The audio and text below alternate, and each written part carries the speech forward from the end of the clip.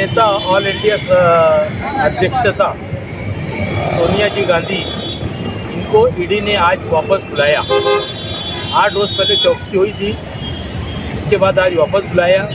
बार बार मोदी सरकार जो है अपोजिशन को परेशान कर रही है, ईडी लगाकर सीटी बजाकर बार बार ये परेशानी में डाल रही है। महंगाई के खिलाफ इनका ध्यान नहीं है, हिंदू मुसलमान को भड़काव करने का।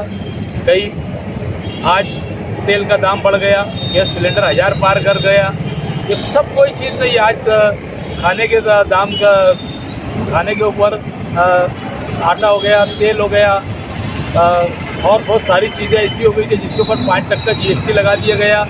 गवर्नमेंट जो है कोई महंगाई के ऊपर कंट्रोल नहीं कर रही है और अपोजिशन को परेशान करना और लोगों का ध्यान भटका रही है। इसके लिए आज हम लोगों ने ऑल इंडिया कांग्रेस कमेटी की तरफ से जो एहतजाज का आज प्रोग्राम बनाया गया है, उसका एक हिस्सा ये भी है कि मालेगांव शहर कांग्रेस पार्टी की जानिब से आज गांधी जी के पुतले के पास एक धरना दिया जा रहा है और उसमें तमाम लोग, हमारे उपाध्यक्ष, पार्टी के सेक्रेटरी, जनरल सेक्रेटरी, तमाम अहदेदार लोग आज यहाँ पर धरना दे रहे हैं सोनिया जी की एहदाद।